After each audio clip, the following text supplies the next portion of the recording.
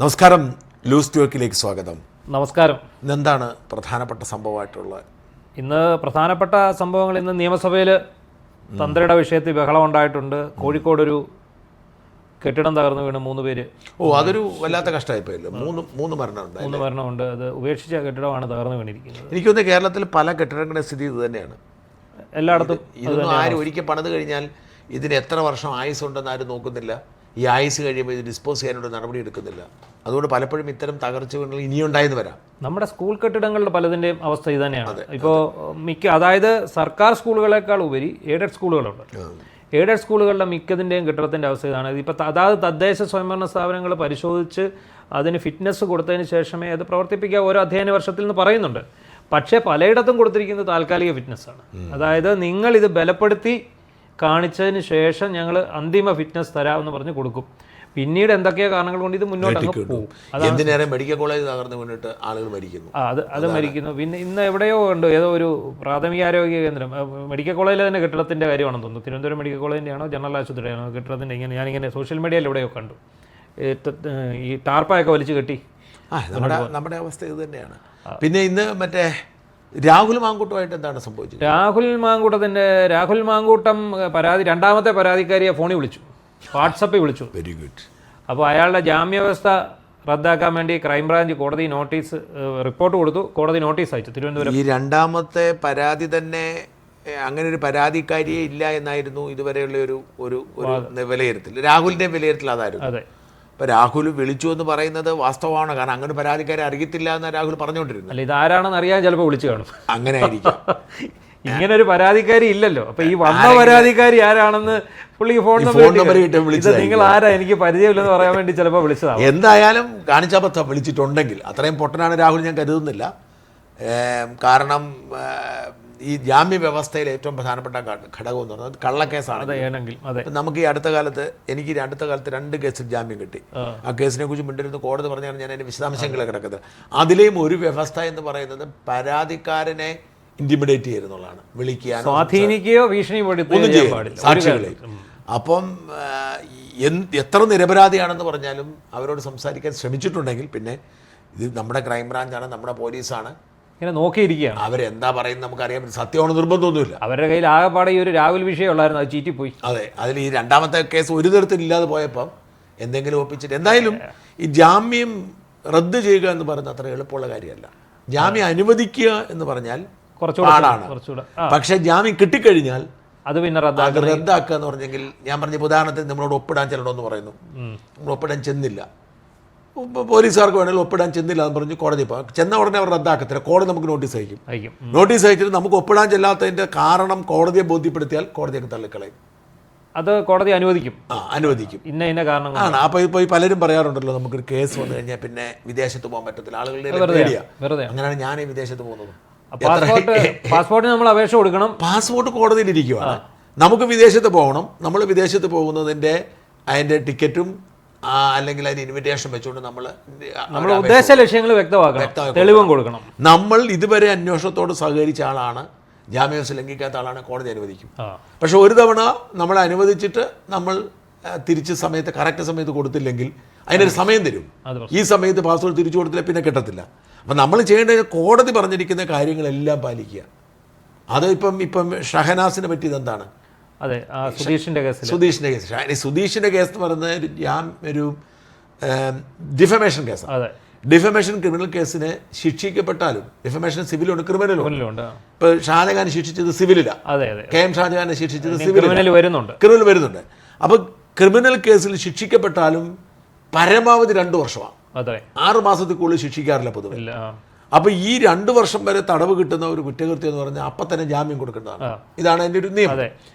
പക്ഷേ കോടതി ഒരു നോട്ടീസ് കൊടുത്തിട്ട് ചെന്നില്ലെങ്കിൽ, സമൻസ് അയച്ചിട്ട് ചെന്നില്ലെങ്കിൽ വീണ്ടും ആവർത്തിച്ച് സമൻസ് അയക്കും, പിന്നെ ബെയിലബിൾ വാറന്റ് അയക്കും. എന്ന് വെച്ചാൽ നിനക്ക് പലതവണ ഞാൻ സമൻസ് അയച്ചിട്ട് വന്നിട്ടില്ല, ഇതാ വരുന്നത്, അന്നും ചെയ്തില്ലേ നോൺ ബെയിലബിൾ വാറന്റ്. അപ്പൊ കോടതി അവഹേളിക്കുകയാണ്. ഇത്രയും കോടതി ചെയ്തു. മാത്രമല്ല, കോടതിക്ക് ഇത് ഒരാടെ പുറകെ വാറന്റ് അയച്ച് നടക്കാൻ സമയമില്ല. കാരണം കോടതിയിൽ കെട്ടിക്കിടക്കുന്ന കേസുകൾ ധാരാളമുണ്ട്. ഇനി ഈ നോൺ ബെയിലബിൾ വാറന്റ് വന്നെന്ന് വെച്ചോളൂ, അതിനർത്ഥം ജയിലിലിടുന്നല്ല. കേസ് നോൺ ബെയിലബിൾ അല്ലാത്തത് കൊണ്ട്, കേസ് ബെയിലബിൾ ആയതുകൊണ്ട് നോൺ ബെയിലബിൾ വാറണ്ട് വന്നാൽ ചെന്ന് കോടതി കീഴടങ്ങുക, ജാമ്യം എടുക്കുക, ബെയിൽ തരും. വേറെ മാർഗ്ഗമൊന്നുമില്ല, ചെന്നേ പറ്റൂ. അല്ലെങ്കിൽ മാത്രമല്ല, നോൺ ബെയിലബിൾ വാറണ്ട് വന്നു കഴിഞ്ഞാൽ പിന്നെ പിടിച്ചോണ്ട് പോകാം. നമ്മളിപ്പോൾ ഇവിടെ ഇരിക്കുമ്പോഴും പിടിച്ചോണ്ട് പോകാം. പക്ഷേ ജാമ്യം എടുത്തതിന് ശേഷം ഒന്നും ചെയ്യാൻ പിരിച്ചുവിടും. അതാണ് ജാമ്യം. ഇതാണ് പ്രശ്നം. ഇതാണ് ഒരു സിറ്റുവേഷൻ. നിയമത്തെ നോക്കുക എന്നുള്ളതാണ്. എന്തായാലും രാഹുൽ ആ മണ്ടത്തരം കാണിക്കും ഞാൻ കരുതുന്നു. എനിക്കും തോന്നുന്നില്ല. അത് ഇവരെന്ത് പരിപാടിയും കാണിക്കും. കാരണം നമ്മുടെ സർക്കാരിൻ്റെ ഒരു ആകെ 2 വിഷയങ്ങളാണ് അവർ 2 വിഷയങ്ങൾ കൊണ്ടുവന്ന. ഒന്ന്, അടൂർ പ്രകാശും സോണിയാഗാന്ധിയും ഉണ്ണികൃഷ്ണൻ പോറ്റിയുമായിട്ടുള്ള ഒരു ബന്ധമാണ്. അത് പൊളിഞ്ഞു. അത് അന്ന് ഞങ്ങളിവിടെ ലൂസ് ടോക്ക് ചെയ്തപ്പോൾ ഞാനും രാജ്മോഹൻ ചാണ്ടനും കൂടെ ചെയ്തത്. അപ്പോഴേ അന്ന് ഞാൻ വ്യക്തമായിട്ട് പറഞ്ഞു, അടൂർ പ്രകാശ് ചോദ്യം ചെയ്യലിന് ഹാജരായതോടെ ആ കഥ അവിടെ തീർന്നു, ചാപ്റ്റർ ക്ലോസ് ചെയ്തു. സത്യമാണ്. അതിനുശേഷം എവിടെയെങ്കിലും നമ്മൾ അടൂർ പ്രകാശിനെ കുറിച്ചോ സോണിയാഗാന്ധിയെ കുറിച്ചോ കേട്ടിട്ടുണ്ടോ? ഇല്ല. ഇടയ്ക്കിടയ്ക്ക് ഇവർ പറയും, CPM-കാർ, അത്രേ ഉള്ളൂ. CPM പറയുന്നില്ല, അവർക്ക് അത് പറയാൻ പറ്റുന്നില്ല ഇപ്പം. കാരണം അടൂർ പ്രകാശ് ഒരിക്കലും നോട്ടീസ് വിട്ട് വിളിക്കപ്പെട്ട ആളല്ല. അദ്ദേഹം അങ്ങോട്ട് ചെയ്യുക. അദ്ദേഹത്തിന് അത് വളരെ ബുദ്ധിപൂർവ്വമായൊരു നീക്കം. കനകോലി എഫക്റ്റ് ആണോ എന്ന് നമുക്ക് അറിഞ്ഞുകൂടാ. അദ്ദേഹം അവിടെ ചെല്ലുന്നു, എന്നെ നിങ്ങൾ മൊഴിയെടുക്കൂ, പുള്ളി അവിടെ ചായം കുടിച്ച് പുള്ളി തിരിച്ചു പോരുന്നു. അതോടെ എവിടെ അല്ലാതെ നമ്മൾ സോഷ്യൽ മീഡിയ തുറന്ന അവിടെ സോണിയാഗാന്ധി മന്ത്രി വി ശിവൻകുട്ടി 24 മണിക്കൂർ സോണിയാഗാന്ധി എന്ന് പറഞ്ഞുകൊണ്ടിരുന്നത് അത് അവിടെ തീർന്നു. മറ്റേത് ഈ രാഹുലാണ്. രാഹുലിൻ്റെ 3 കേസും അത് 3ാമത്തെ കേസ് കുറച്ചുകൂടെ മാരകമായ തിരിച്ചടിയാണ് സർക്കാരിന്. അയാളെ അത്രയും ദിവസം ജയിലിൽ അടച്ചതോടുകൂടി അയാളുടെ മൈലേജ് കൂടിയെന്ന് മാത്രമല്ല അത്രയും വലിയ തിരിച്ചടി സർക്കാരിന് ഉണ്ടാവുകയും ചെയ്തു. അതുകൊണ്ട് ഒരു ഗുണമുണ്ടായി കേട്ടോ.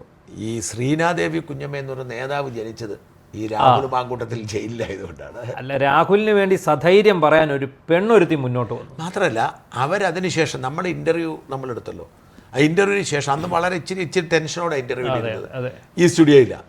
അതിനുശേഷം ഇവരങ്ങ് തെളിഞ്ഞു.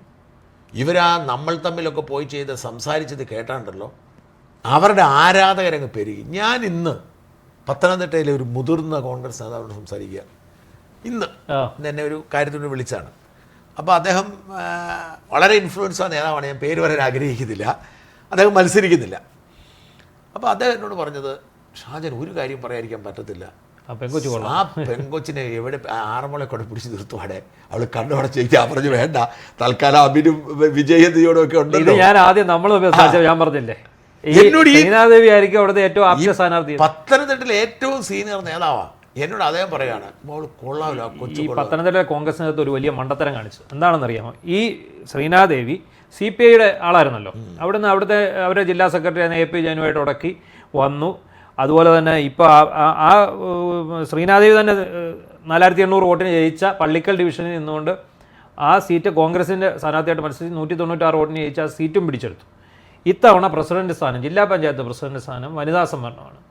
പത്തനംതിട്ടയിലെ കോൺഗ്രസ് നേതൃത്വം എന്തായിരുന്നു ചെയ്യേണ്ടതെന്ന് ചോദിച്ചാൽ, ശ്രീനാദേവിയെ ആദ്യ ടൈമിൽ കൊടുക്കണം, 3 ടൈമാക്കി കൊടുത്തു. അവിടെ അവർ ജില്ലാ പഞ്ചായത്ത് പ്രസിഡന്റ് നിൽക്കുന്ന സമയത്ത് തന്നെ അവരെ ആറന്മുള കാൻഡിഡേറ്റ് ആക്കണം. അത്രയും വന്നിരുന്നെങ്കിൽ, കാരണം വീണാ ജോർജിനോട് എതിരിടാൻ ഒരു പെണ്ണിനെ തന്നെ അവർ ഇറക്കണം. അതാണ് ചെയ്യേണ്ടത്. ഒരു സ്ത്രീയെ തന്നെ ഇറക്കുക, ഇറക്കി നോക്കാം, നമുക്കറിയാം. ആ നേതാവ് എന്നോട് പറഞ്ഞു, ഈ പറഞ്ഞ കൂട്ടത്തിൽ പറയാം, ആ നേതാവ് എന്നോട് പറഞ്ഞു, വീണാ ജോർജിനെ ചെറുതായിട്ട് കാണണ്ട, വീണാ ജോർജിന് ഓർത്തഡോക്സ് സഭാ നേതൃത്വത്തിൻ്റെ പിന്തുണ ശക്തമായിട്ടുണ്ട്. കാരണം ഈ തുമ്പമൺ മെത്രാൻ അദ്ദേഹം മെത്രാൻ ആവാനായിട്ട് അദ്ദേഹത്തിൻ്റെ പ്രായത്തിൻ്റെ ഒരു പ്രശ്നം ഉണ്ടായിരുന്നു, ചെറുപ്പക്കാരനാണ്. ആ പ്രശ്നം പരിഹരിച്ചു കൊടുത്തത് സെക്രട്ടറി ആയിരുന്ന വീണാ ജോർജിൻ്റെ ഹസ്ബൻഡാണ്. അന്ന് അദ്ദേഹം ഇത് പരിഹരിച്ചു കൊടുത്തില്ലായിരുന്നെങ്കിൽ ഈ തുമ്പമൺ മെത്രാൻ ആവത്തില്ല, തിരുമേനാവത്തില്ല. അതുകൊണ്ട് കണ്ണു അടച്ച് പിന്തുണയുണ്ട്, വലിയ സ്വാധീനമാണ് എന്നോട് ആ ഒരു ഒറ്റ കാരണം. വോട്ട് ഘടന ശ്രദ്ധിക്കണം. ആറന്മുള മണ്ഡലം എന്ന് പറയുന്നത് കേരളത്തിലെ ഏറ്റവും വലിയ മണ്ഡലം ആണോ? പഴയ പത്തനംതിട്ടയാണ് യഥാർത്ഥത്തിൽ, അല്ലേ? പത്തനംതിട്ടയും ആറന്മുളയും കൂടെ ചേർന്ന് ഒറ്റ മണ്ഡലമായി. കേരളത്തിലെ ഏറ്റവും വലിയ നിയമസഭാ മണ്ഡലമാണ് ആറന്മുള. ഇടുക്കിയായിരിക്കും. അല്ലല്ല, പുനഃസംഘടനയ്ക്ക് ശേഷം കേരളത്തിലെ ഏറ്റവും വലിയ നിയമസഭാ മണ്ഡലം ആറന്മുളയാണ്. ഈ ആറന്മുളയിൽ നമ്പർ 1 സമുദായം എന്ന് പറയുന്നത് ഈഴവ സമുദായം. 90% വോട്ടും CPM-നുള്ള വോട്ടാണ് ഈ ഈഴവ സമുദായത്തിൽ.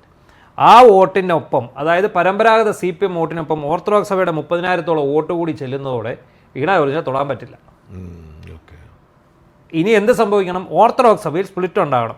അങ്ങനെ സ്പ്ലിറ്റ് ആകണമെങ്കിൽ ഒരു ഓർത്തഡോക്സ് സഭയിൽ നിന്നുള്ള ഒരാൾ സ്ഥാനാർത്ഥിയാണ്. എങ്കിൽ പോലും ഉണ്ടാകണമെന്നില്ല. കാരണം നമ്മൾ തന്നെ ഒരു വാർത്ത കൊടുത്തിരുന്നു, വീണാ ജോർജും ഓർത്തഡോക്സ് സഭയിലെ ഒരു വിഭാഗം പുരോഹിതന്മാരുമായി കൊണ്ടുവന്ന് വിഴിഞ്ഞത്ത് ഒരു വലിയ പാർട്ടിയൊക്കെ കൊടുത്ത് ടൂറൊക്കെ നടത്തി എന്ന് പറഞ്ഞു. അപ്പോൾ ആ ഓർത്തഡോക്സ് സഭയിലെ പിന്നെ ഇനി വീണ ജോർജിന് മത്സരിക്കാൻ താല്പര്യമില്ല എന്നൊരു കരക്കമ്പി കേൾക്കുന്നുണ്ട്. സാധ്യത കുറവായിരിക്കും. അങ്ങനെ ഒരു കരക്കമ്പി എന്തായാലും അവർക്ക് ഇനി പിന്നെ എന്നാ ചെയ്യാൻ പറ്റും?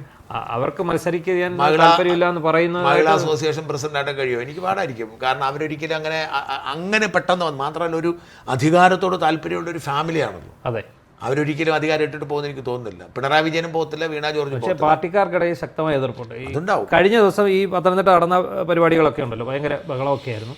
അതിനകത്തെല്ലാം CPM-ന്റെ ഒരു വിഭാഗത്തിന് വളരെയധികം സന്തോഷമുണ്ട്. നമുക്ക് തന്ത്രിയിലേക്ക് പോവാം. അല്ല, നമ്മുടെ ഇന്ന് നിയമസഭയിൽ ബഹളം നടന്നല്ലേ? ഇന്ന് നിയമസഭയിൽ ബഹളമായിരുന്നു. നിയമസഭയിൽ തന്ത്രിക്ക് വേണ്ടി കോൺഗ്രസ്സുകാർ രംഗത്തിറങ്ങി. തന്ത്രിക്ക് ഉറങ്ങാൻ പോലും കഴിയുന്നില്ല എന്നൊക്കെ KC വേണുഗോപാൽ കഴിഞ്ഞ ദിവസം ഒരു പ്രസ്താവന നടത്തിയായിരുന്നു. അതിൻ്റെ ചുവട് പിടിച്ച് മാത്രമല്ല UDF-ന് മനസ്സിലായിട്ടുണ്ട് ശബരിമല മാത്രമേ അവർക്ക് പറയാനുള്ളൂ, വേറെ എന്താ ഉള്ളത്. അല്ല, ഈ തന്ത്രിയുടെ പേര് പറയുമ്പോൾ CPM-ന് കലിപ്പാണ് ഇപ്പോഴും. അതെ, കാരണം ഇവർ തന്ത്രിയിലേക്ക് സാധനം കൊണ്ടുവന്നിട്ട് തടി തപ്പാനായിരുന്നു ശ്രമിച്ചത് അല്ലേ? ആദ്യം മറ്റേത് ശ്രമിച്ചു, നിങ്ങൾ പറഞ്ഞ അടൂർ പ്രകാശിലേക്ക് കൊണ്ടുവന്നു. അത് ഏക്കാതെ വന്നപ്പോൾ അവർ തന്ത്രിയായിരുന്നു അവരുടെ പ്ലാൻ ബി ആണ്. പ്ലാൻ എ സോണിയയെ അവരുദ്ദേശിച്ചത് സോണിയയെയും അടൂർ പ്രകാശിനെയും ആൻഡോയൊക്കെ വെച്ചിട്ട് തെരഞ്ഞെടുപ്പ് വരെ പോകാമെന്നായിരുന്നു. ഇവര് കനകോലു എഫക്റ്റ് ഞാൻ മുമ്പേ പറഞ്ഞ പോലെ ഇവർ നേരിട്ട് ഇന്ന് ഹാജരായോ അത് ചീറ്റിപ്പോയി. പക്ഷെ അതിനോടൊക്കെ അവർ വെച്ചിരുന്ന പ്ലാൻ ബി ആയിരുന്നു തന്ത്രിയുടെ അറസ്റ്റ്. തന്ത്രിയുടെ അറസ്റ്റ് സമയത്ത് ഇത്രയും പ്രശ്നമില്ല. അല്ല, തന്ത്രി അറസ്റ്റ് ചെയ്യുമ്പോൾ ഞാൻ ഉള്ളത് പറയാം. തന്ത്രി അറസ്റ്റ് ചെയ്യുമ്പോൾ ആരും തന്നെ ഈ തന്ത്രി സമാജ് വഴി ആരും തന്നെ തന്ത്രിക്ക് വേണ്ടി ശബ്ദിച്ചില്ല. ഇല്ല, കോൺഗ്രസ്സുകാരോ BJP-കാരോ തന്ത്രിക്ക് വേണ്ടി ശബ്ദിച്ചില്ല. ഇല്ല ഇല്ല ഞാനത് അത്ഭുതപ്പെട്ടു പോയി. അപ്പം ശ്രീലേഖ തന്ത്രിക്ക് വേണ്ടി പ്രതികരിച്ചിട്ട് ആ പോസ്റ്റ് പിൻവലിച്ചു. BJP-കാർ മാത്രമാണ് തന്ത്രിക്ക് വേണ്ടി BJP-കാർ നിന്നില്ല. സന്ദീപ് വാചസ്പതി ഒക്കെ അല്ല, അങ്ങനെ വളരെ കുറച്ച് ഞാൻ പറഞ്ഞ ഇപ്പൊ കുമ്മനമൊക്കെ നിന്നെന്ന് തോന്നുന്നു. പക്ഷെ ഔദ്യോഗികമായി BJP-യും സംഘി പ്രൊഫൈലുകളും തന്ത്രിക്കെതിരെ. അപ്പം ഞാൻ കണ്ടൊരു കാര്യം, നമ്മളിപ്പം ഉദാഹരണത്തിന് ഇപ്പം ഫിലിപ്പ് മമ്പാടിനെ അറസ്റ്റ് ചെയ്തു. ഫിലിപ്പ് മമ്പാടിനെ അറസ്റ്റ് ചെയ്തപ്പോൾ അതിൻ്റെ ഒരു എൻ്റെ വീഡിയോ വരുന്നത് വരെ ഭയങ്കരമായി ഫിലിപ്പിന് പിന്തുണയായിരുന്നു. വ്യാജ കേസാണെന്ന രീതിയിലായിരുന്നു. ഇപ്പോഴും ഫിലിപ്പിനെ കുറിച്ച് വാർത്ത കൊടുത്തിട്ട് നിന്റെ കാല് വിട്ടുവിടാന്ന് പറഞ്ഞ് പറയുന്നവന്മാരുണ്ട്. അത് ഇവർ അന്ധമായിട്ട് അവർ വിശ്വസിക്കും. ഈവൻ PK കുഞ്ഞാലിക്കുട്ടിയെ 2 പെണ്ണുങ്ങളെ കൂടെ ഐസ്ക്രീം കേസ് ഉണ്ടായപ്പോൾ പോലും ആരാധകരുണ്ട്. ഏത് വിഷയം ഉണ്ടായാലും രാഹുൽ മാങ്കൂട്ട് നമുക്കറിയാം, രാഹുലിന് അനുകൂലമാണ് എല്ലാവരും. അതെ, കൂടുതലും ആൾക്കാർ രാഹുൽ. പക്ഷെ അത്തരത്തിൽ ഒരു പിന്തുണ തന്ത്രിക്ക് ഉണ്ടായിരുന്നില്ല. അത് കിട്ടത്തില്ല. അതിനകത്ത് മറ്റു പല കാരണങ്ങൾ കൂടി ഉണ്ട്. ഒന്നാമത്തെ കാര്യം ഈ നമ്മുടെ ഈ സമൂഹത്തിൽ നിൽക്കുന്ന ഒരു ജാതി വ്യവസ്ഥയുടെ കറക്റ്റാ, ജാതി വ്യവസ്ഥയുടെ കാര്യം. ഇവർ ഈ ഒരു രാജകീയ പദവിയിൽ ജീവിക്കുന്നത് കൊണ്ടുള്ള നമുക്കറിയാം. ഇപ്പം നമ്മുടെ ആദിത്യവർമ്മ, പ്രിൻസസ് ആദിത്യവർമ്മ എന്ന് പറഞ്ഞൊരു നോട്ടീസ് അടിച്ചാൽ പിറ്റേന്ന് ഫേസ്ബുക്കിൽ ഇയാൾക്ക് തെറിയാണ്. നീ എവിടുത്തെ പ്രിൻസാടാ? നിൻ്റെയൊക്കെ കാലം കഴിഞ്ഞ് പോടാ അവിടുന്ന്. എന്തോ ഈ രാജാവ് വന്നിട്ടാണ് ഇപ്പം ഇവിടുത്തെ സകല കുഴപ്പങ്ങൾക്ക് കാരണം അതുപോലെ നമ്പൂരിമാരോട് ശരിയാ വല്ലാത്തൊരു സമൂഹത്തിന് വളരെയധികം ദേഷ്യമാണ്. അവരെന്ത് ചെയ്തിട്ടാണെന്ന് നമുക്കും അറിയില്ല. ഇവർ അങ്ങനെ എന്താ ഈ ഉന്നത കുലജാതരായിട്ടുള്ള ആൾക്കാരോട് എന്തുകൊണ്ടോ മനുഷ്യൻ്റെ നമ്മുടെയൊക്കെ ഉള്ളിലൊരു ശരിക്കും അവരോടൊരു എതിർപ്പ്. അത് കേരളത്തിൻ്റെ ഒരു ലെഫ്റ്റ് ലിബറൽ രാഷ്ട്രീയമായിരിക്കും. അതെ, അവരെയൊക്കെ തെറി പറഞ്ഞെങ്കിലേ ഇവിടെ ലെഫ്റ്റിസം ഉള്ളൂ എന്നാണ്. അല്ല, പക്ഷേ എനിക്ക് മനസ്സിലാവും അത് സംഘ പ്രൊഫൈലുകൾ. ഞാൻ എന്നെ അത്ഭുതപ്പെടുത്തിയത് ഈ തീവ്ര ഹിന്ദുത്വ പ്രൊഫൈലുകൾ പോലും ഈ മറ്റേ ഈ എന്താണ് നമ്മുടെ RV ബാബു, ഈ തീവ്ര ഹിന്ദുത്വ പ്രൊഫൈലുകൾ പോലും തന്ത്രിക്കെതിരാണ്. ഒരു ഘടകം മനസ്സിലായത് വിശ്വാസത്തിൻ്റെ പ്രശ്നമാണ്. അതായത് ഇത്രയും വിശ്വസിച്ച ഒരാൾ ഈ അയ്യപ്പനെ വിശ്വസിക്കുന്ന ഭക്തജനങ്ങളെ വഞ്ചിച്ചു എന്നൊരു തോന്നലിൻ്റെ പുറത്താണ് അത് വന്നിരിക്കുന്നത്. പക്ഷേ ഇപ്പോൾ പറയുന്നു അയാൾ നിരപരാധിയാണ്. എങ്ങനെയാണ് ഇതിനെ വിലയിരുത്തുന്നത്? ഈ അദ്ദേഹം നിരപരാധിയാണ് എന്നുള്ളത് നമുക്ക് ആദ്യമേ തന്നെ അറിയാം. എനിക്ക് സംശയമായിരുന്നു. എന്താണെന്ന് ചോദിച്ചാൽ അദ്ദേഹത്തിന് ഈ പറയുന്ന അനുജ്ഞ കൊടുത്തു എന്നുള്ള സംഭവം. അതെ, ഈ അനുജ്ഞ കൊടുക്കുക എന്ന് പറഞ്ഞാൽ പുള്ളിയോട് പറയുന്നത് ഇത് കൊണ്ടുപോകാൻ പറ്റുമോ പറ്റത്തില്ലയോ എന്ന് പറയുക എന്നുള്ളതാണല്ലോ പുള്ളിയോട് ചോദിക്കുന്നത്. അപ്പോൾ സ്വാഭാവികമായിട്ടും ഇത് ഭഗവാന്റെ ഇവിടെ വെച്ചിരിക്കുന്ന ഒരു സാധനമാണ്. അത് ഒന്ന് കൊണ്ടുപോയി മിനുസപ്പെടുത്തിക്കൊണ്ട് വരുന്നതിന് അനുജ്ഞ കൊടുക്കാതിരിക്കുക തന്ത്രിയുടെ ഒരു വിവേചനാധികാരമാണ്. അല്ല, മാത്രമല്ല അതെങ്ങനെയാണെന്ന് വെച്ചാൽ എനിക്ക് തോന്നുന്നത് നിയമപരമായ കാര്യങ്ങളൊക്കെ നോക്കുന്നത് അഡ്മിനിസ്ട്രേറ്റീവ് വിങ് ആണ്. അവരിതെല്ലാം പൂർത്തിയാക്കിയിട്ട് പുള്ളി കൊടുക്കും. ഇതങ്ങ് അനുവദിക്കുന്നു. പക്ഷെ അന്നും ഞാൻ പറയുന്ന ഒരു കാര്യമുണ്ട്, ഞാൻ എല്ലാവരും പറഞ്ഞ തന്ത്രിക്ക് 5 പൈസ ഈ കച്ചവടത്തിൽ കിട്ടിയിട്ടില്ല. അതിൻ്റെ ആവശ്യം അദ്ദേഹത്തിന് ഇല്ല. കാരണം അദ്ദേഹത്തിന് കോടിക്കണക്കിന് രൂപ വരുമാനം ദക്ഷിണയായിട്ട് കിട്ടുന്നുണ്ട്. പുള്ളി കാണിച്ചൊരു മണ്ടത്തരം ഇതേ ഉള്ളൂ, ഈ ദക്ഷിണയ്ക്ക് ടാക്സ് അടച്ചില്ല. ദക്ഷിണയ്ക്ക് ടാക്സ് കൊടുക്കണമെന്ന് എല്ലാവരും എന്താ അവർക്ക് ദക്ഷിണ അയാൾക്ക് കൊടുത്താലേ നമ്മുടെ ഇന്ത്യൻ പൗരനാണോ? എല്ലാ വരുമാനമാണ്. ഇന്നിപ്പോൾ ഞാനൊരു വീഡിയോ ഉണ്ട് കേട്ടോ, ഞെട്ടിപ്പോയി.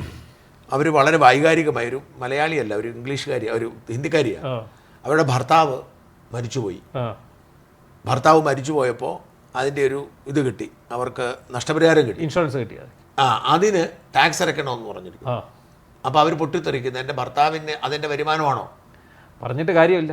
നമ്മുടെ നാട്ടിലെ നിയമവ്യവസ്ഥ അനുസരിച്ച് ഇപ്പോൾ തന്ത്രിക്ക് കിട്ടുന്ന ദക്ഷിണയാണെങ്കിലും പള്ളിയിൽ അച്ഛന്മാർക്ക് കിട്ടുന്ന കുർബാനപ്പണമാണെങ്കിലും അവരുടെ കയ്യിൽ എടുക്കാൻ പറ്റുന്ന പണമാണെങ്കിലും അതിനെല്ലാം ടാക്സ് അടച്ചേ പറ്റും. ഈ കേസിൽ, ഈ മറ്റേ ശബരിമല കേസിൽ ഒരു പ്രധാന പ്രതിയുടെ വക്കീൽ എൻ്റെ സുഹൃത്താണ്, വളരെ പ്രധാനപ്പെട്ട പ്രതിയുടെ വക്കീലാണ്. സുപ്രീം കോടതി വരെ പോയി പരാജയപ്പെട്ടു പോകാൻ വന്നിരിക്കുന്നതാണ്. പക്ഷേ അയാൾ നിരപരാധിയാണെന്നാണ് എൻ്റെ ആ വക്കീൽ എന്നോട് പറഞ്ഞത്. എനിക്കും ഒരു തോന്നലുള്ളത്, ഞാൻ ആ പ്രതിയിലേക്ക് കിടക്കുന്നില്ല. അപ്പോൾ ഈ പറഞ്ഞു വരുന്ന ഈ കക്ഷി, ഈ പറയുന്ന നമുക്ക് ഗോവർദ്ധൻ്റെ കാര്യം എടുക്കും. ഞാൻ ഗോവർദ്ധൻ്റെ കാര്യം പറഞ്ഞു. അപ്പോൾ ഈ ഗോവർദ്ധൻ എന്ന് പറയുന്ന ആൾ യഥാർത്ഥത്തിൽ ഇതിനകത്ത് പെട്ടുപോയതാണെന്നാണ് പറയുന്നത്. അയാൾ ഭക്തനാണ്, അയാൾ ഈ കട്ടലപ്പൊടിയും കൊടുത്തു, സ്വർണവും കൊടുത്തു, സകലതും കൊടുത്തു. അവസാനം ഇയാളുടെ കയ്യിലിരുന്ന സ്വർണം കൂടി ഇമാർ കൊണ്ടുപോയി എടുത്തോട്ട് പോയിരിക്കും. 1.5 കോടി രൂപയുടെ സ്വർണ്ണം. ഇന്നത്തെ വിലയില്ലേ? അന്നത്തെ വിലയിലല്ലോ, ഇന്നത്തെ പുതിയ സ്വർണ്ണമാണ്. എല്ലാം കൊണ്ടുവരിക്കുക. ഈ കേസൊന്ന് കേൾക്കാൻ കോടതികൾ തയ്യാറല്ല. സുപ്രീം കോടതി ചെല്ലുമ്പോൾ സുപ്രീം കോടതി എടുത്തോട്ട് പോകാനാണ് പറഞ്ഞു. ഈ ശബരിമല കേസ് വന്നേക്കരുതാ പറയുന്നത്. എന്നിട്ട് ഇതിന്റെ പ്രശ്നം എന്താണെന്ന് വെച്ച് കഴിഞ്ഞാൽ ഈ കേസിൽ പെട്ടുപോകുന്നവർ പെട്ടുപോകും. അവിടെയാണ് പ്രശ്നം വരുന്നത്. കാരണം അല്ലെങ്കിൽ കെ പി ശങ്കരദാസ് ആയിരിക്കണം, DIGയുടെ അപ്പനായിരിക്കണം. അത് ഭയങ്കരമായി പോയി കേട്ടോ. അത് ഭയങ്കരമല്ലേ? അദ്ദേഹത്തിന്റെ ഇപ്പോഴത്തെ അവസ്ഥ എന്താ? ആർക്കറിയാം, ആരും മിണ്ടുന്നില്ലല്ലോ. അദ്ദേഹത്തെ ആശുപത്രി മുറിയിൽ നമ്മൾ കിടന്ന കിടപ്പ് നമ്മൾ കണ്ടതല്ലേ. ഈ ഒരു മനുഷ്യൻ ജയിലിൽ പോയിരുന്നെങ്കിൽ അദ്ദേഹം അവിടെ അതിജീവിക്കില്ല എന്ന് നമ്മൾ കരുതിയിരുന്നത്. ഇപ്പോൾ ഒരു പ്രശ്നമില്ലല്ലോ. ഒരു പ്രശ്നമില്ല. പക്ഷെ ആ പാവം പിടിച്ച തന്ത്രിയുടെ കാര്യത്തിൽ തന്ത്രി ചെയ്ത ഒരു കാര്യം ഞാൻ പറയാം. അദ്ദേഹത്തിന്റെ ഈ അധിക വരുമാനം ഉണ്ടെങ്കിൽ ആ സ്വത്ത് വെളിപ്പെടുത്തിക്കൊണ്ട് അദ്ദേഹം ആദായ നികുതി അടയ്ക്കേണ്ട ആണെന്ന് അത് മാത്രമേ കാണിച്ചിട്ടുള്ളൂ. ഞാൻ പറഞ്ഞു വന്നത് അതാണ്. ഞാൻ മുമ്പ് സംസാരിച്ചു വന്നതിന് മെയിൻ പോയിന്റ് അത്. അപ്പം ഈ 3 ലക്ഷം രൂപയൊക്കെ ഉണ്ണികൃഷ്ണൻ പോറ്റിക്ക് ദക്ഷിണ കൊടുക്കുമായിരുന്നു. കാരണം ഉണ്ണികൃഷ്ണൻ പോറ്റി പോലും ശബരിമലയിലെ ആളായതുകൊണ്ട് ഈ പറയുന്ന ഗോവർദ്ധനെ പോലുള്ള ടീമുകൾ ആരാധനയോടെ കണ്ടിരുന്നത്. അവർക്ക് 3 ലക്ഷം കിട്ടുമെങ്കിൽ തന്ത്രിക്ക് അത്ര. അതാണ് ചോദിച്ചത്. എന്നോട് ഞാൻ അതിൻ്റെ കണക്ക് കണ്ടാണ്. ഈ ഉണ്ണികൃഷ്ണൻ പോറ്റിക്ക് 3 ലക്ഷം രൂപ ദക്ഷിണ കൊടുത്തിട്ടുണ്ട്. അപ്പോൾ ഈ ഉണ്ണികൃഷ്ണൻ പോറ്റി ഇവിടെ ശബരിമലയിലെ ആളായിരുന്നു, തന്ത്രിക്ക് പരിചയം ഉണ്ടായിരുന്നു. അപ്പോൾ തന്ത്രിയെ കൊണ്ടുവന്ന്, തന്ത്രിയാണ് ഉണ്ണികൃഷ്ണൻ പോറ്റിയെ കൊണ്ടുവന്നൊക്കെ തെറ്റാണ്. അതിപ്പം കോടതി ഉത്തരവ് പറയുന്നുണ്ട്. കോടതി ഉത്തരവ് പറയുന്നുണ്ട്. ആ ശ്രീപെരുമ്പത്തൂരിൽ ഒരുമിച്ച് ഇവരിരുന്നിട്ടേ ഇല്ല. എങ്ങനെയോ ഇയാൾ എത്തപ്പെട്ടു. തട്ടിപ്പുകാരനായിരുന്നു. ഈ തട്ടിപ്പുകാരൻ വന്ന് ഇവരുടെ എല്ലാം ലോഹ്യം കൂടി രാഷ്ട്രീയക്കാരും ഉദ്യോഗസ്ഥന്മാരും ഇയാളെ മുമ്പിൽ വെച്ചുകൊണ്ട് കളിച്ചു. അപ്പോൾ തന്ത്രിക്ക് പറ്റിപ്പോയി എന്നാന്ന് വെച്ച് കഴിഞ്ഞാൽ, ഈ പലപ്പോഴും ഈ തന്ത്രിയാണെങ്കിലും അവർ ഈ ഭരണ സംവിധാനത്തിന് ബുദ്ധിമുട്ടുണ്ടാകാതിരിക്കാൻ വേണ്ടിയിട്ട് മുറി ഞാൻ നേരത്തെ മംഗളത്തിൽ ജോലി ചെയ്യുന്ന സമയത്ത് ഞങ്ങൾ എല്ലാ വർഷവും ഞങ്ങൾക്ക് ഒരു സപ്ലിമെൻ്റ് എടുക്കും. അപ്പോൾ അത് ഭാഗമായിട്ട് നമ്മൾ അവിടെ ചെല്ലുമ്പോൾ ഈ തന്ത്രിയുടെ മുറി പോകാറുണ്ട്. രാവിലെ പോകും. അപ്പോൾ അവിടെ ചെല്ലുന്നുണ്ടെങ്കിൽ നമ്മൾ കാണുന്ന ഒരു കാഴ്ച, തന്ത്രി ഒരു കസേരയിലിരിക്കുകയാണ്. അദ്ദേഹത്തിൻ്റെ ഒരു വലത്തെ സൈഡിൽ നിറയെ ഈ കുങ്കുമം, അഭിഷേകം ചെയ്ത നെയ്യ്, പിന്നെ ഈ പറയുന്ന ഭസ്മം, ഇതെല്ലാം വെച്ചിരിക്കും. അപ്പോൾ ആന്ധ്രയിൽ നിന്നും തമിഴ്നാട്ടിൽ നിന്നുമുള്ള ഭക്തന്മാർ ഇങ്ങോട്ട് വന്ന് നേരെ അദ്ദേഹത്തിൻ്റെ കാലിലോട്ട് വീഴുന്നു. കുത്തു കണക്കിന് പൈസ വാരി അവിടെ ഫ്രണ്ടിലൊരു ഉരുളി പോലെ വെച്ചിട്ടുണ്ട്, അതിനകത്ത് ഇടുന്നു. അവർക്ക് ഇതെല്ലാം ഇച്ചിരി കൊടുക്കുന്നു, പോകുന്നു. എന്തിനാ നമ്മുടെ ഇപ്പോഴത്തെ DGP വരെ അവിടെ വന്ന് നിൽക്കുന്നത് ഞാൻ കണ്ടിട്ടുണ്ട്. ദക്ഷിണയുടെ ഈ ഇപ്പോഴത്തെ DGP അത് നമ്മളവിടെ ഇങ്ങനെ നിൽക്കുമ്പോൾ എല്ലാവരും മാറിക്കെന്ന് പറഞ്ഞാൽ വലിയ ബഹളം. നോക്കുമ്പോൾ അന്ന് ഇതാണ് DGP അല്ല, അന്ന് ADGPയോ IGയോ കണ്ടത് രേവതാ ചന്ദ്രശേഖരൻ. അപ്പോൾ ഞാൻ അവിടെ ഞങ്ങൾ ആ മുറി നിൽക്കുമ്പോൾ ഇദ്ദേഹം അവിടെ കയറി വരുന്നത് ഞാൻ കണ്ടിട്ടുണ്ട്. അപ്പോൾ ഇദ്ദേഹം വരുന്നു, നേരെ വന്നത് ഈ പറഞ്ഞ പോലൊക്കെ തന്നെ തന്ത്രിയുടെ കാലേ വീഴുന്നു, തൊഴുന്നു. അദ്ദേഹമാണ് പിന്നീട് പറയുന്നത് തന്ത്രിയല്ല, ആരാണ് ഞങ്ങൾ അറസ്റ്റ് ചെയ്ത് കളയുന്നതൊക്കെ പിന്നീട് പുള്ളി പറയുമ്പോൾ ഞാനിങ്ങനെ മനസ്സിൽ വിചാരിച്ചു, ഇദ്ദേഹവും അവിടെ വന്ന് ഇത് ചെയ്തിട്ടുള്ള ആളാണ്. അങ്ങനെ കിട്ടിയ ലക്ഷക്കണക്കിന് കോടിക്കണക്കിന് രൂപ. ഇവിടെ 2 കാര്യങ്ങളാണ് പ്രത്യേകം ശ്രദ്ധിക്കുന്നത്. ഒന്ന്, തന്ത്രിക്ക് മോഷ്ടിക്കേണ്ട കാര്യമില്ല. ഈ 30 കിലോ സ്വർണം ഈ ഒരുപാട് പേർക്ക് വീതിച്ച് വളരെ കഷ്ടപ്പെട്ട് രേഖയുണ്ടാക്കി കൊണ്ടുപോകേണ്ട കാര്യമില്ല. അതിനൊക്കെ അപ്പുറത്തേക്ക് ശബരിമലയിൽ തന്നെ ദക്ഷിണ കിട്ടുന്നുണ്ട്. മാത്രമല്ല 500 ക്ഷേത്രങ്ങളുടെ തന്ത്രിയാണെന്നാണ് പറഞ്ഞത്. പുള്ളി ഒരു കൊടി ഉയർത്തുന്നതിന് നമ്മുടെ അടുത്ത ഒരു ക്ഷേത്രത്തിൽ മേൽശാന്തിയാണ് പുള്ളി. അപ്പോൾ അതിന് കൊടി ഉയർത്തുന്ന 25,000 രൂപയാണ് ഒരു കൊടി ഉയർത്തുന്നത്. അത്രയും പണം കിട്ടുന്നു. ഈ പണം കിട്ടുന്ന തന്ത്രിക്ക് ഒരു കാരണവശാലും അയ്യപ്പനെ മോഷ്ടിക്കേണ്ട കാര്യമില്ല. അതാണ് പ്രധാന പോയിന്റ്. പക്ഷേ തന്ത്രിക്ക് പറ്റിയ പ്രശ്നം എക്കാലത്തും ഞാൻ നേരത്തെ സൂചിപ്പിച്ച മാതിരി നമ്മുടെ നമ്പിനാരായണനൊക്കെ പറ്റിയത് അത്യാവശ്യം നടപ്പ് ദോഷം ഉണ്ടായിരുന്നു. അത് തന്നെയാണ് പറയപ്പെടുന്നുണ്ട്. നമ്മുടെ ഒരു വലിയ ഭക്തൻ മുമ്പേ എന്നോട് പറയുകയും ചെയ്തു, രമേശ്, ഇങ്ങനെ ചെറിയ ചെറിയ പ്രശ്നങ്ങൾ ഉള്ളതായിട്ട് പറയപ്പെടുന്നു. അപ്പോൾ അതുകൊണ്ട് തന്നെ പറ്റിയെന്ന് വെച്ചാൽ ഇവിടെ പതായിരിക്കത്തില്ല പറ്റി. ഈ പരിചയ പണം കിട്ടി, അത് അക്കൗണ്ട് ചെയ്തില്ല. ഈ അക്കൗണ്ട് ചെയ്തില്ല എന്നുള്ളതാണ് അതിനകത്ത് പ്രത്യേകിച്ച് കാര്യമൊന്നുമില്ല. ഇൻകം ടാക്സ് അടച്ചില്ല, ചെറിയ പിഴ കൊടുത്താൽ മതി, അതിന്റെ ആവശ്യമുള്ളൂ. അത് ED ആണെങ്കിലും അത്രയേ ഉള്ളൂ.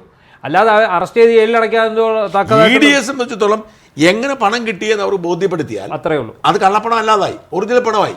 ഇത്ര ശതമാനം പിഴ അടയ്ക്കും, അതിന് പിഴ അടയ്ക്കണം, അത്രയേ ഉള്ളൂ. അത് പക്ഷേ ഇവിടെ സംഭവിച്ചിരിക്കുന്നത് ഈ ഭയങ്കര ഗൂഢാലോചന നടന്നിരിക്കുകയാണ് തന്ത്രിയുടെ വിഷയത്തിൽ. അതിന് നമ്മൾ എന്തൊക്കെ പറഞ്ഞെന്ന് പറഞ്ഞാലും ഇന്നലെ ആ MV ഗോവിന്ദൻ എന്ന് പറയുന്ന CPM സംസ്ഥാന സെക്രട്ടറി പെരുങ്കള്ളൻ എന്നാണ് അദ്ദേഹത്തെ വിളിച്ചത്. ആലോചിച്ചോണം, പത്മകുമാറിനെ പോലെ ഒരാൾ ഇപ്പോഴും പാർട്ടിയുടെ ജില്ലാ കമ്മിറ്റി അംഗമായിട്ട് പുറത്താക്കിയിട്ടില്ല. അയാളാണ് പിന്നെ ഇദ്ദേഹത്തെ വിളിക്കുന്നത് പെരുങ്കള്ളൻ എന്ന് വിളിക്കുന്നത്. അപ്പോൾ ഇവിടെ മോഷ്ടിച്ച, ഇവിടുത്തെ പ്രളയ ഫണ്ട് മോഷ്ടിച്ചവരെ നമ്മൾ എന്ത് വിളിക്കണം? അല്ല, ഈ പ്രളയ ഫണ്ട് മാത്രമാണ്, എല്ലാ മോഷണമാണ്. ഇവര് മോട്ടിക്കാതെ എന്താ ഉള്ളത്? മോഷണവും കമ്മീഷനും എല്ലാമാണ്, മൊത്തം കമ്മീഷൻ. ഇതെല്ലാം കഴിഞ്ഞിട്ട് ഇവരെന്നാ ചെയ്യുന്നത്? ഇവർക്കൊരു കച്ചിത്തുരുമ്പായിരുന്നു ഈ തന്ത്രി. ഞാനിപ്പോൾ ഈ തന്ത്രി അറസ്റ്റ് ചെയ്ത സമയത്ത് എൻ്റെ ഒരു സുഹൃത്ത്, എൻ്റെ ഒരു ബന്ധു കേരള കോൺഗ്രസ്സുകാരനാണ്. അപ്പം അതുകൊണ്ട് അദ്ദേഹത്തിന് ഈ ഇടതുപക്ഷത്തെ ന്യായീകരിക്കണം. വാസ്തവത്തിൽ ഈ ഇവരുടെ ദുർഭരണത്തോട് വലിയ ബുദ്ധിമുട്ടാണ്. അപ്പോൾ അതെല്ലാം ഇപ്പം മാറിയില്ലേ, ഇപ്പം തന്ത്രിയായില്ലേ, അതോടെ ഇപ്പം CPM ക്ഷീണം മാറിയിട്ടൊന്ന് അന്ന് പറഞ്ഞിരുന്നത്. അപ്പോൾ CPM ക്ഷീണം മാറാൻ വേണ്ടിയിട്ടാണ് അവരെ തന്ത്രി അറസ്റ്റ് ചെയ്തത്. അവർ ഏറ്റവും വലിയ പതനത്തിലേക്ക് ആ സംഭവം, നാശത്തിലേക്ക് പോകും. കാരണം ഞാൻ മുമ്പേ നേരിട്ട് തുടങ്ങിയപ്പോൾ തന്നെ ഞാൻ പറഞ്ഞതുപോലെ ശബരിമല വിഷയത്തിലാണ് ഇത്തവണ തെരഞ്ഞെടുപ്പ് നടക്കാൻ പോകുന്നത്. കാരണം ഇതിനെ പ്രതിരോധിക്കാൻ CPM സാധിക്കുന്ന എത്രത്തോളം സാധിക്കും അത്ര കണ്ടിരിക്കും അവർക്ക് കിട്ടുന്ന സീറ്റുകളുടെ എണ്ണം. ഓക്കെ, ഇവിടെ രണ്ട് കാര്യം കൂടി ശ്രദ്ധിക്കണം. CPM കുറി പ്രതീക്ഷ മുഴുവൻ ഹിന്ദു വോട്ടുകളാണ്. അതെ, അതിനാണ് അവർ മറ്റേ പ്രചാരണം കൊണ്ടുവന്നിരിക്കുന്നത്. അതുകൊണ്ടാണ് അവർ പ്രചരണം കൊണ്ടുവന്നിരിക്കുന്നത്. പരമാവധി ഹിന്ദു ധ്രുവീകരണം ഉണ്ടാക്കി. ഞാൻ പറഞ്ഞത് സംഘികൾ പോലും, ഇപ്പം ഞാൻ പറഞ്ഞ എൻ്റെ ഫേസ്ബുക്ക് പോസ്റ്റിന് അടി വരുന്ന കമൻറ്റുകൾ, നമ്മുടെ വീഡിയോയുടെ അടി വരുന്ന കമൻറ്റുകളൊക്കെ നോക്കിയാൽ അറിയാവുന്നതെന്ന് വെച്ചാൽ ഈ സംഘപരിവാർ പ്രൊഫൈലുകൾ തന്നെ അവർ ടാർഗറ്റ് ചെയ്യുന്നത് VD സതീശിനെയും ഈ ജമാഅത്തെ ബന്ധമാണ് പറയുന്നത്. ജമാഅത്ത് മാത്രമല്ല, അവർ മൊത്തം ഇവർ പിന്നെ ഇസ്ലാമിക ഭരണം എന്ന് പറഞ്ഞ് ഇവരങ്ങോട്ട് പ്രൊമോട്ട് ചെയ്തിട്ട് CPM തന്നെ പറയുക. ഈ പറയുന്ന ആരാ? മദനിയെ പോലൊരു വലിയ ഒരു തീവ്രവാദ ബന്ധമുള്ള ഒരാളായിരുന്നു പുള്ളി. അത് മാത്രമല്ല, മദനിയെ കൊണ്ടുവന്നതിന് അപ്പുറത്തേക്ക് കേരളത്തിലെ ഈ റാഡിക്കൽ ഇസ്ലാമിനെ മുഖമുണ്ടാക്കി കൊടുത്തതും അവർക്ക് വളർച്ച ഉണ്ടാക്കി കൊടുത്തത് ഈ കഴിഞ്ഞ 10 കൊല്ലമാണ്. അതെ, ഇവർക്ക് ഇപ്പോൾ 6 മാസമായിട്ടുള്ളൂ ഈ മുസ്ലിം വിരോധം വന്നിട്ട്. ഈ കഴിഞ്ഞ 9.5 കൊല്ലം, അതായത് സഖാപ്പികൾ എന്നൊരു ടേം പോലും രൂപം കൊണ്ടു. അല്ല, അതിന് ഇടയ്ക്കൊരു സംഭവം നടന്നു. പോപ്പുലർ ഫ്രണ്ട് റൈഡ് വന്നതോടെ പിണറായി വിജയൻ്റെ യഥാർത്ഥ മുഖം മുസ്ലിങ്ങൾക്ക് മനസ്സിലായി. അതുവരെ ഇദ്ദേഹം ഇവരുടെ സംരക്ഷകനാണെന്നും പറഞ്ഞ് ആ മുഖം മൂടി അഴിഞ്ഞണം തൊട്ടാണ് ഇത് മാറ്റം തിരിച്ചു വന്നത്. പിന്നെ അൻവർ അത് പൂർത്തിയാക്കി. അത് ശ്രദ്ധിച്ചാൽ നമുക്കറിയാം എന്തുകൊണ്ട് പോപ്പുലർ ഫ്രണ്ടുകാർ ഇവിടെ അവർ പോപ്പുലർ ഫ്രണ്ട് കളിച്ചത് മുഴുവൻ ഈ ഇങ്ങേര് ഞങ്ങളെ സംരക്ഷിക്കുക എന്നുള്ള പ്രതീക്ഷയിലായിരുന്നു. പക്ഷേ പുള്ളി ഇതിനിടയ്ക്കൂടെ നീക്കങ്ങൾ നടത്തുന്നതും കേന്ദ്രസേന വന്ന് ഇവിടെ റെയ്ഡ് ചെയ്യുന്നതും ഇവരെ സ്വത്ത് പിടിച്ചു ഇപ്പോഴും അവരകത്ത് കിടക്കുക. അന്ന് തൊട്ട് ഇവിടുത്തെ റാഡിക്കൽ, ഈ പറഞ്ഞ റാഡിക്കൽ മുസ്ലിംസ് അല്ലെങ്കിൽ ഈ പറയുന്ന പൊളിറ്റിക്കൽ ഇസ്ലാമുമായിട്ട് ബന്ധപ്പെട്ട ആൾക്കാർ ഇദ്ദേഹത്തിന്റെ എതിരാവും. അവരെല്ലാം കൂട്ടത്തോടുകൂടി കോൺഗ്രസ് മുന്നണിയിലേക്ക്. അതായത് നേരത്തെ ഞാനത് വളരെ കൃത്യമായിട്ട് എനിക്കറിയാം.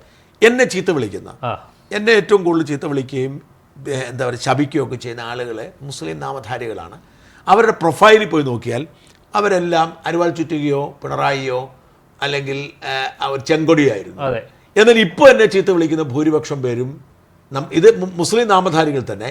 അവരുടെ പ്രൊഫൈലിലേക്ക് ചെന്ന് രാഹുൽ ഗാന്ധി ആയിരിക്കും. അതെ, അല്ലെങ്കിൽ ഞാൻ വളരെ കൃത്യമായിട്ട് മനസ്സിലാക്കി ആ ഒരു വ്യത്യാസം വളരെ പ്രകടമാണ്. അപ്പോൾ അതിൽ നിന്ന് മനസ്സിലാക്കേണ്ടത് എന്താണെന്ന് വെച്ചാൽ കഴിഞ്ഞ 9 കൊല്ലം ഈ റാഡിക്കൽ ഇസ്ലാമിക രാഷ്ട്രീയത്തിനെ പാലൂട്ടി വളർത്തിയ CPIM അവിടെ നിന്ന് ഇവർ മാറിയതിൻ്റെ കൊണ്ട് അവർ പക വീട്ടാൻ ശ്രമിക്കുന്നില്ല. അത് ഈ കേരളത്തെ ഇത്രയും വലിയൊരു എന്താ പറയുക ഇസ്ലാമിക ഈ റാഡിക്കൽ ഇസ്ലാമിന് ഒരു വളം ഉണ്ടാക്കി കൊടുത്ത CPM ആണ്. അതുകൊണ്ട് അവരിപ്പോൾ അവർ നല്ലവരാണ്, ഇവർ UDF വന്നു കഴിഞ്ഞാൽ ഇവരാകുമെന്ന് പറഞ്ഞിട്ട് ഒരു അർത്ഥവുമില്ല. അല്ല, അതിൻ്റെ ഗുണഭോക്തൃ ആ ഒരു ഫലം ഇവർക്ക് കിട്ടിയിരുന്നു. രണ്ടാമത്തെ പിണറായി സർക്കാരിന് ശരിക്കും അതുണ്ടായിരുന്നു. പക്ഷേ ഈ പോപ്പുലർ ഫ്രണ്ട് റെയ്ഡ് വന്നതോടെ അന്ന് തൊട്ട് ഈ മുസ്ലിം സമുദായത്തിന് ഇയാളിലുള്ള വിശ്വാസം നഷ്ടപ്പെട്ടു, അല്ലെ ഇവരുടെ നേതാക്കൾക്ക് നഷ്ടപ്പെട്ടു. അവർ പതുക്കെ ഇങ്ങോട്ടേക്ക് മാറി. ഇപ്പം UDFനെ സംബന്ധിച്ചിടത്തോളം ഇത്തവണ കൂടെ അധികാരം കിട്ടിയില്ലെങ്കിൽ മുസ്ലിം ലീഗൊക്കെ വിട്ടുപോകും. അല്ല, ഇത്തവണ UDFന് അധികാരം കിട്ടിയില്ലെങ്കിൽ കോൺഗ്രസ് പാർട്ടി എന്ന് പറയുന്ന പ്രസ്ഥാനം ഇല്ലാതാവും. മുസ്ലിം ലീഗ് വേറെ തമിഴ്നാട്ടിലെ സ്ഥിതിയാവും. ലീഗ് LDFിലേക്ക് പോകും. ലീഗ് LDFിലേക്ക് പോകും. ഈ പിണറായിയും ഇത് നിലനിർത്തും. അവരോടുള്ള അവസാനിപ്പിക്കും, മുസ്ലിം വിരോധം അവസാനിപ്പിക്കും. അവർ ഉടൻ തന്നെ മുസ്ലിം പ്രേമികളാവും. മാത്രമല്ല കോൺഗ്രസിലെ കുറച്ച് വിഭാഗം അങ്ങോട്ടും പോകും, കുറച്ച് പേര് ആം ആദ്മിയിലൊക്കെ അങ്ങോട്ടൊക്കെ പോകും, കുറച്ച് പേര് BJP പോകും, കൂടുതൽ പേര് BJPയിലോട്ടായിരിക്കും. അതേസമയം തിരിച്ചാണെങ്കിൽ അങ്ങനെ സംഭവിക്കാം. അതെ, ഇവിടെ UDF അധികാരത്തിൽ വരികയും BJP ഒരു 4-5 സീറ്റ് പിടിക്കുകയും ചെയ്താൽ BJP-കാരിലേക്ക് CPM-കാർ കൂട്ടത്തോടെ BJP-യിലേക്ക് വരാം. അത് വലിയ ഒഴുക്കായിരിക്കും, കാരണം ഹിന്ദു പാർട്ടിയാണല്ലോ CPM. അല്ല, ഈ പത്മകുമാറിനെ പാർട്ടി പുറത്താക്കുമെന്നുള്ള ഘട്ടം വന്നപ്പോൾ ചാടി BJP-കാരെല്ലാം കൂടെ ചർച്ചയ്ക്ക് എന്നാണ് നമ്മളെ പത്മകുമാർ. അന്നെന്തോ അദ്ദേഹത്തിന് ഇവർ പാർട്ടി ഓഫർ കൊടുത്തിട്ടാണ് അവിടെ പിടിച്ചു നിർത്തിയത്. അതൊരു കണക്കിന് BJP-ക്ക് ഇപ്പം നല്ലതായി. അത് CPM പിടിച്ചു നിർത്താൻ പോയ CPM-ന് അക്കിടിയായിരിക്കും. അതുപോലെ അയാൾ അങ്ങോട്ട് പോയി, അയാൾ ഈ സ്വഭാവമുള്ളവരത് പറയാം. അപ്പം പറഞ്ഞത് ഇങ്ങനെയുള്ള ഹിന്ദു വോട്ടിനെ പോലും, അതായത് CPM-ന്റെ ഏക പ്രതീക്ഷയായിരിക്കുന്നത് ഹിന്ദു വോട്ടുകളാണ്. ആ ഹിന്ദു വോട്ടുകളെ അതിൽ തന്നെ ഈ പറയുന്ന ഈ തീവ്ര സംഖ്യകൾ ഒഴിച്ച് വിശ്വാസ സമൂഹം, ഹിന്ദു വോട്ടർമാരിലെ വിശ്വാസ സമൂഹത്തിന് പിണറായി വോട്ട് ചെയ്യാൻ പറ്റത്തില്ല. അത് പിണറായി വോട്ട് ചെയ്യത്തില്ല. ഒരുപക്ഷെ BJP-യുടെ വോട്ട് കൂട്ടുമായിരിക്കാം, പക്ഷെ ഒരിക്കലും അവർ പിണറായി വോട്ട് ചെയ്യത്തില്ല. BJP-ക്കും അതിന്റെ ഒരു വലിയ ഗുണമൊന്നും കിട്ടാൻ പോകുന്നില്ല. അത് BJP-ക്കും അറിയാം. അല്ല, ഞാൻ പറഞ്ഞത് ഈ കോൺഗ്രസിനോടും അതായത് CPM-ന് വോട്ട് ചെയ്തിരുന്ന കോൺഗ്രസിന് വിരോധമുള്ള നല്ല വിശ്വാസികളുണ്ട്. അവർക്ക് കോൺഗ്രസ് വോട്ട് ചെയ്യാൻ പറ്റത്തില്ല, CPM-ന് വോട്ട് ചെയ്യാൻ BJP-ക്ക് വോട്ട് ചെയ്യും. അതെ, BJP-യുടെ വോട്ട് നിലയിൽ വർധന ഉണ്ടാവാം. നമ്മളറിയാം, ശ്രദ്ധിക്കാതെ ഒരു കാര്യം, ഇന്നത്തെ മനോരമ SIR ഞാൻ രാവിലെ കണ്ടു. കാരണം മനോരമ അവർ ഹൈലൈറ്റ് ചെയ്ത 4 മണ്ഡലം അത് പക്ഷേ അവര് എനിക്കൊന്ന് നെഗറ്റീവ് ആക്കിയ ആ സാധനം കൊടുത്തിരിക്കും. അതായത് BJP-കാരിവിടെ എന്തോ കൃത്രിമം കാണിച്ചു എന്നുള്ളൊരു ധ്വനിയല്ലേ. കൃത്രിമം കാണിച്ചാലും ഇല്ലെങ്കിലും അത് വലിയ ഇമ്പോർട്ടന്റ് ആയിട്ടുള്ള കാര്യം. ഇത്രയും 32,000 ഒക്കെ വോട്ടൊക്കെ 42,000 വോട്ടാണ് നിയമത്ത് മാറി. വട്ടിയൂർക്കാവിലാന്ന് 32,000. അതായത് വലിയ മാറ്റം. അത് കാരണം കൃത്രിമൊന്നും ആയിരിക്കത്തില്ല, കറക്റ്റ് ആയിരിക്കും. പക്ഷേ കറക്റ്റായിട്ട് നീക്കം ചെയ്യേണ്ടത് നീക്കം ചെയ്തു. മറ്റു പലയിടത്തും അത് ചെയ്തിട്ടില്ല. ഇത് ഇവര്, ഞാൻ മനസ്സിലാക്കുന്നത്, ഈ BJP-കാരെ കൃത്യമായി അവരുടെ മണ്ഡലത്തിൽ ആളെ വെച്ച് ഓരോ വോട്ടും പഠിച്ച് അവർ ഒഴിവാക്കി. അതിന് നേതൃത്വം കൊടുത്തിരിക്കുന്ന RC ആണ് ആയിരിക്കും. രാജീവ് ചന്ദ്രശേഖറാണ് അതിന് നിന്നിരിക്കുന്നത്. അദ്ദേഹം, എനിക്ക് തോന്നുന്നു അദ്ദേഹം ടെക്നിക്കൽ എക്സ്പെർട്ടാണ്. നല്ല ടീമുണ്ട്. സാങ്കേതികപരമായിട്ട് ലോക്സഭാ തെരഞ്ഞെടുപ്പിന്റെ സമയത്ത് അദ്ദേഹം എന്നെ വിളിച്ചിട്ട് ഒരു അഭിമുഖം എടുക്കണമെന്ന് പറഞ്ഞു. ഞാൻ അദ്ദേഹത്തെ ടാജിൽ പോയി കാണുവാണ്. ഞാൻ ടാജ് ഒരു ഫ്ലോർ മുഴുവൻ ഇവരുടെ ടീമാണ്. അപ്പോൾ ഇവരുടെ സോഷ്യൽ മീഡിയയിൽ അതൊക്കെ തന്നെ ബോംബെ എന്നൊക്കെ വന്ന് റിലയൻസിൻ്റെ ഇത് കൈകാര്യം ചെയ്യുന്ന, റിലയൻസിൻ്റെ ഈ അഡ്വർടൈസ്മെൻറ്റ് കൈകാര്യം ചെയ്യുന്ന ഒരു മനോജ് പിള്ള എന്ന് പേരുള്ള അതൊരു ആചാരബാഹുവായ മനുഷ്യനാണ്. അദ്ദേഹമൊക്കെ അവിടെ ഉണ്ട്. എന്ന് വെച്ചാൽ ഇത് നമ്മൾ ഈ കാണുന്ന മറ്റേ AK സെന്റർ ഇരുന്നുകൊണ്ട് പോസ്റ്റ് ചെയ്യുന്ന ടീംസ് അല്ല. ഇത് വളരെ ബുദ്ധിപരമായി കാര്യങ്ങൾ നീക്കുന്ന ടീമാണുള്ളത്. കിണർഗോലുവിനെ പോലുള്ള അല്ല. അതുകൊണ്ട് തന്നെ പ്രശ്നം എന്ന് വെച്ചാൽ ഇപ്പൊ ഇതിനകത്ത് ഒരു കൃത്രിമവും കാണിച്ചിട്ടില്ല. പക്ഷെ കൃത്യമായി എന്തെങ്കിലും കുഴപ്പമുള്ള BJP-ക്ക് വോട്ട് കിട്ടാത്തവരൊക്കെ കളഞ്ഞിട്ടുണ്ട് ഈ 4 മണ്ഡലങ്ങൾ, പ്രത്യേകിച്ച് വട്ടിയൂർക്കാവ്, തിരുവനന്തപുരം, കഴക്കൂട്ടം. അപ്പൊ എത്ര 4 സീറ്റ് അവർ ലക്ഷ്യമിട്ടിരിക്കുന്നതാണ്. 2 കൊണ്ടുപോകും. ഉറപ്പായിട്ട് കൊണ്ടുപോകും. അതിൽ നിയമവും കഴക്കൂട്ടം ഉറപ്പാണ്. കഴക്കൂട്ടം ഞാൻ പറയുന്നല്ലോ, BJP-ക്ക് ഒരു കഴക്കൂട്ടം നേടും ഞാൻ പറയുന്നത് വെറുതെ അല്ല. മുരളീധരനെ പോലെ തന്ത്രജ്ഞനായ ഒരു കണ്ണിങ് ആയിട്ട് നേതാവ് കേരളത്തിലില്ല, ഒരു പാർട്ടിയിലുമില്ല. ഈ മുരളീധരൻ കൃത്യം പദ്ധതി ഇട്ട് ചെയ്തതാണ്, അയാൾ അവിടെ ജയിച്ചിരിക്കും. അതുകൊണ്ട് ഞാൻ പറഞ്ഞ ആ അർത്ഥത്തിലേക്ക് കാര്യങ്ങൾ നീങ്ങുന്ന ഒരു സാഹചര്യം കൂടിയുണ്ട്. പക്ഷേ ഇവിടെ നമ്മൾ ഏറ്റവും കൂടുതൽ ചർച്ച ചെയ്യേണ്ട ഒരു വിഷയം തന്ത്രിയെക്കുറിച്ച് പറഞ്ഞപ്പം, ഈ നമ്മളിപ്പോൾ ഏകദേശം തന്ത്രി നിരപരാധിയാണെന്ന് ബോധ്യപ്പെട്ട സാഹചര്യം ഉണ്ടായി.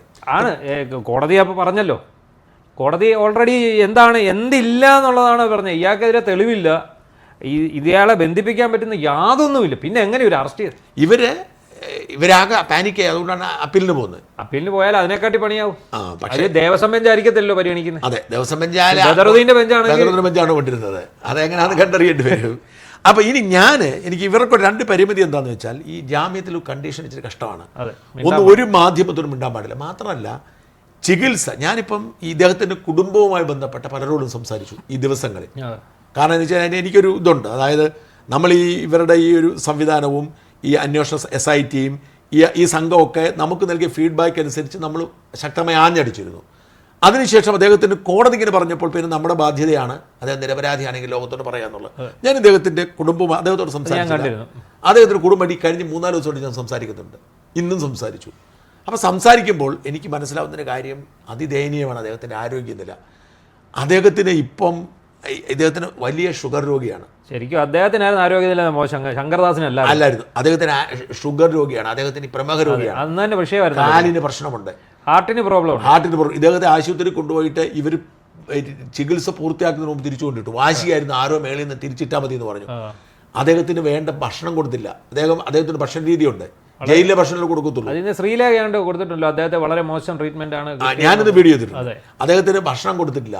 അദ്ദേഹത്തിന് അദ്ദേഹം കൊടുത്തിരുന്നത് ബ്രെഡും ജാമുമാണ്. ഈ ജാം കഴിക്കാൻ പാടില്ല, കാരണം ഷുഗർ ബ്രെഡും കഴിക്കാൻ പാടില്ല. പക്ഷെ അതാ കഴിച്ചത്. കാരണം അദ്ദേഹത്തിന് ഇവർ പറയും ജയിലിലില്ല, ജയിലിൽ പുള്ളികൾക്ക് വേണ്ടിയിട്ട് പ്രത്യേക ഫുഡില്ല, ജയിലുള്ള ഭക്ഷണം കഴിച്ചു. അദ്ദേഹത്തിന് നോൺ വെജ് പറ്റത്തില്ല, കഴിക്കത്തില്ല.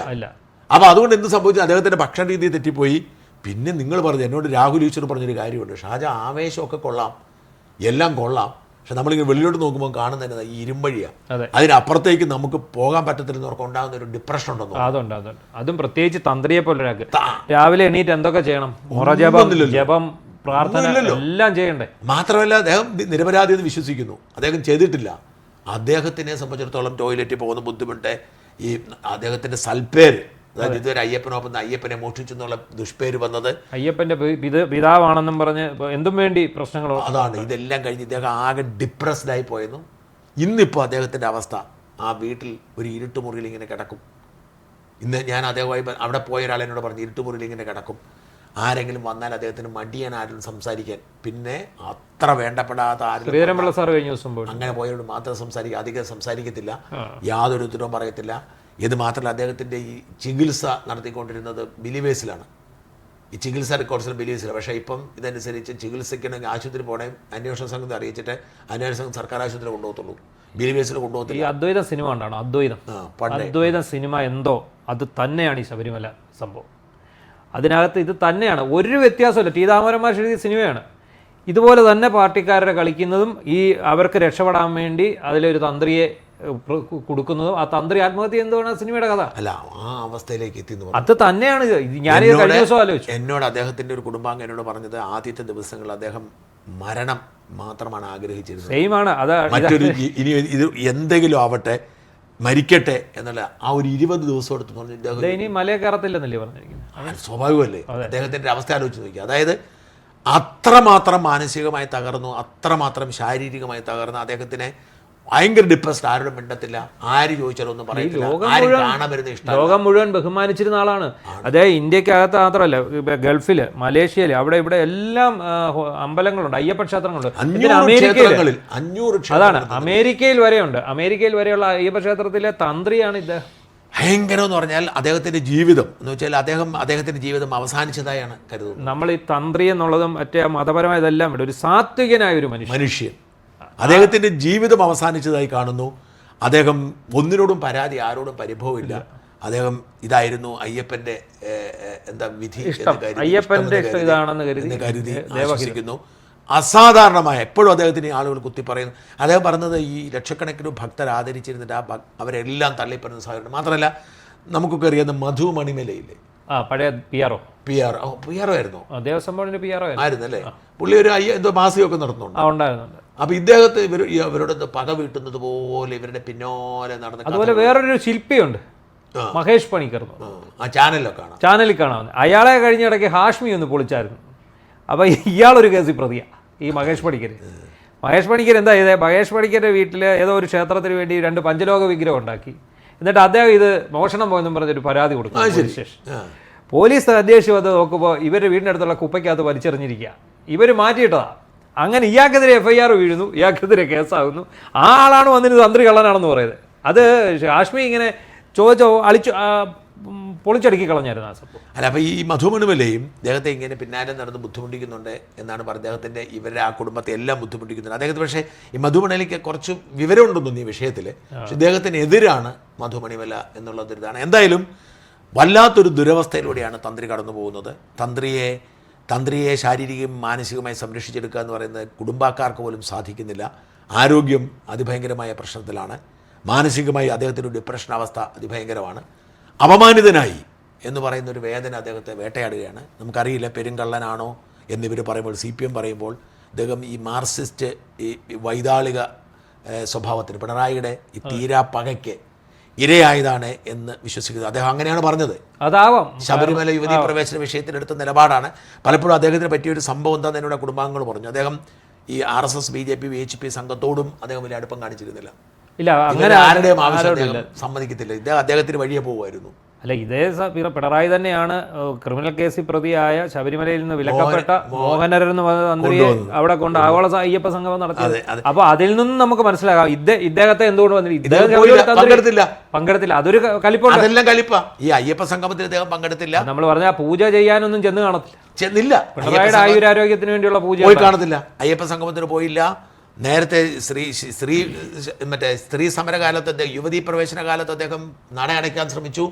ഇത്തരത്തിലെല്ലാം പിണറായിയുടെ പകയ്ക്ക് ഇരയായതുകൊണ്ടാണ് ആ പക തീർക്കാൻ വേണ്ടി ചെയ്ത് കാണിക്കുന്ന ഒരു അവസ്ഥയാണിത്. അദ്ദേഹം ഒരു രക്തസാക്ഷി തന്നെയാണ് എന്ന നിഗമനത്തിലെത്തേണ്ടിയിരിക്കുന്നു. എന്തായാലും ഭഗവാൻ അയ്യപ്പൻ തന്ത്രിയെ കാക്കട്ടെ എന്ന് പ്രാർത്ഥിക്കാം. നന്ദി, നമസ്കാരം.